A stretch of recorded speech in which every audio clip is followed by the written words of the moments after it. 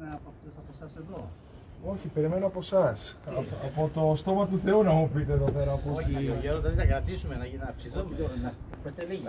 Αν έρθω να μονάσω κι εγώ. Η μισή Ελλάδα θα το ήθελε πολύ αυτό. Εντάξει, να με ξεφορτωθείτε. Έτσι, Δεν πειράζει. Για πείτε μου. Η άλλη μισή. Η άλλη μισή θα ήθελε να μην μονάσω. Θα ήθελε να τα αλλάξει όλα. Ωραία. Να μην μονάζετε για να τα αλλάξετε. Αν για να τα αλλάξετε. Να μην. Ηρεμήστε, δεν πάω πουθενά. Εάν και η μισή Ελλάδα δεν θέλω να πάω. Πόσο... Πότε φτιάχτηκε το διαμάντι? Το μοναστήρι είπαμε ότι η εικόνα της Παναγίας αυτής της Γεωργίας, για αυτήν υπάρχουν δύο παραδόσεις. Η μία λέει ότι κάποια γυναίκα την είχε εκεί στη Παλαιστίνη και τον καιρό της οικονομαχίας την έβαλε σε μια βαθούλα και ήρθε μόνη της εδώ. Στην Παλαιστίνη. Ναι. Από κάποια από τα χώζωνα, εξοχωζωριώτησα. Ναι. Και άλλη παράδοση που ίσως είναι επικρατεστέρα, ότι από τη Μονή Χωζιβά, και κάτω έχετε ακούσει, από εκεί οι μοναχοί πήραν την εικόνα με κάποιο διωγμόμετρο άλλο κτλ. Και την έφεραν προς τα εδώ, είδαν το μέρος που έμοιαζε με το δικό τους, εδώ πέρα, και έξω από το μοναστήρι. Στην αρχή κάπου χαμηλά και η Παναγία τα κρέμιζε και μετά τους υπέδειξε, πήρε τα εργαλεία τους και τα κρέμασε εδώ πάνω από το καμπαναριό, το καρφί μέσα, και είδαν ότι έπρεπε να χτιστεί εδώ το μοναστήρι. Περίπου είναι 1000 χρόνια. 1000 χρόνια.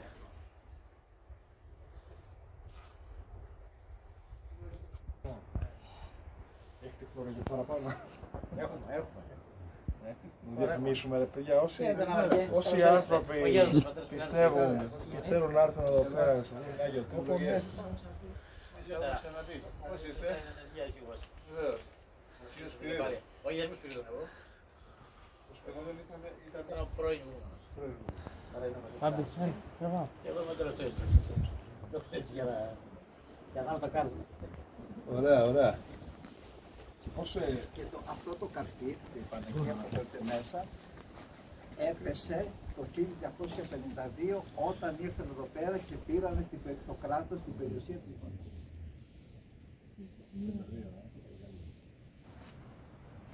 Και προφανώς το κράτος ακόμα δεν έχει πληρώσει την περιουσία αυτή.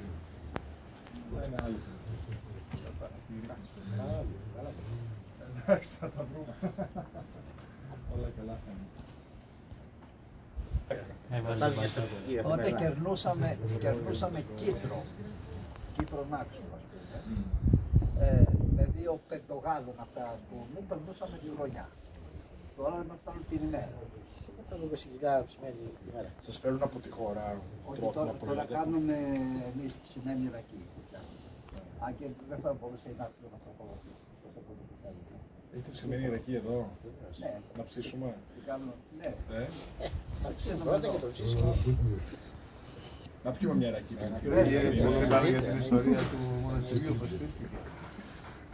Μου το είπα, τα εργαλεία τα λιβάγουν από 1000 χρόνια. Στο καλοκαίρι, πόσοι επισκέπτες είναι ξένοι και πόσοι είναι Έλληνες?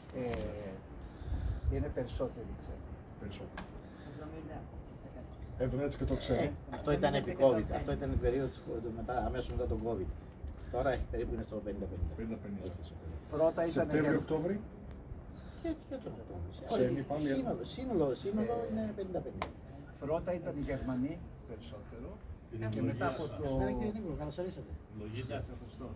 Πώς το λένε, απέναντι το γαλάζιο που γυρίσαν εδώ οι Γάλλοι, από τότε είναι οι Γάλλοι περισσότερο. Έρχονται οι Γάλλοι. Γαλλόπουλα. Πέρα από τους Ευρωπαίους, ποιοι άλλοι έρχονται? Από όλο τον κόσμο. Αμερικανούς θα έχετε, προφανώς.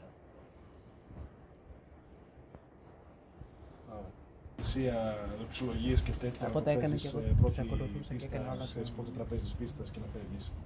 Στη ζωή σου είναι. Όταν λοιπόν έχεις, το λέω αυτό, όταν έχεις 57 παιδιά που σκοτώθηκαν παρά 2 χρόνια προειδοποιήσεων στον υπουργό σου και το κρύβεις, δεν αφήνεις αυτές οι οικογένειες να μπορούν να ανακουφιστεί η ψυχή τους με κάποια δικαιοσύνη, τι είσαι ο χριστιανός που το κάνεις τώρα, συγγνώμη κιόλας. Είναι δυνατόν να μην υπάρχει καμία πολιτική ευθύνη για ένα έγκλημα τέτοιο που έχει γίνει από ανθρώπινα χέρια, από πολιτικούς ευθύνοντες, και να βγαίνεις και από πάνω και να το παίζεις και πατριδοκάπηλος και θρησκοκάπηλος και οικογενειοκάπηλος, όπως θες πες το. Φτάνει πια αυτή η συζήτηση. Δηλαδή οι πράξεις είναι που μετράνε. Λοιπόν, δεν μπορείς να κρύβεις τον υπουργό σου, να τον αμνηστεύεις, να βάζεις όλη τη μηχανή της προπαγάνδας και μετά να άρχισεις και να λες «Α, εμείς είμαστε η κεντροδεξιά, η δεξιά» κτλ. Λοιπόν, θες να είσαι εσύ το πρότυπο όλων αυτών των παλιών συνθημάτων που έχουν χτυπήσει μάλιστα και τον τόπο μας. Τότε τουλάχιστον κάνε κάτι το οποίο να δείχνει αλληλεγγύη στον πολίτη σου. Οι 57 οικογένειες αυτή τη στιγμή θρηνούν και πονούν και δεν βρίσκουν δικαιοσύνη παρά εύχονται η Ευρώπη να κάνει κάτι για μας. Ωραία πράγματα, παιδιά. Εντάξει, τα ξέρετε εσείς πόσο κόσμο έχετε περθεί εδώ πέρα από άλλα μέρη της χώρας, Έλληνες, και σου λένε ότι πονάνε, ότι δεν έχουν, ότι αγκομαχούν να επιβιώσουν. Δεν έχετε πολύ κόσμο που έρχεται. Εδώ που λέτε πέφτουν, όπως βλέπετε από πάνω, οι πέτρες, είναι συνέχεια που θα πέσουν. Πέφτουν συνεχώς πέτρες. Κάνουμε και ζημίες, να εδώ και ζημιά. Εκεί έχει διαθέσει. Αλλά μιλάμε και για όγκος που πάνω και πάνω. Πρέπει να πω μέσα. Ποτέ δεν έχουν χτυπήσει άνθρωπο. Εντάξει, να σας πω τώρα, σε αυτό πιστεύω λίγο και στην τύχη, εντάξει, δεν το λέμε. Όχι. 1000 χρόνια τύχη. Μην το ξαναπείς γιατί μπορεί να μας κατέβει τώρα το κουβάρι. Θα κρατάει, μη στατσούν αυτό το πράγμα. Πέφτει η γύφυρα σου και έτσι κοιτάει. Τώρα θα με βάλει ασφάλεια μέσα, εντάξει. Κοιτάνε πάνω. Για κοιτάξτε πάνω και πως είναι έτοιμα. Ποιος τα κρατάει. Εντάξει, 1000 χρόνια είναι και 1000 χρόνια. Εγώ χθες με ρώτησαν σε μια συνέντευξη χθες, εάν πιστεύω στα θαύματα. Λέω, υπάρχουν πράγματα που δεν τα γνωρίζω. Σέβομαι το γεγονός ότι, ξέρεις, αυτά τα οποία μπορούμε να εξηγήσουμε έχουν ένα όριο. Από εκεί και πέρα κάνουμε ό,τι στο έλεγχό μας για να βελτιώσουμε τη ζωή του άλλου. Μία ερώτηση, ο Μητσοτάκης έχει αυτή τη στιγμή. Ποιος? Ποιος Μητσοτάκης?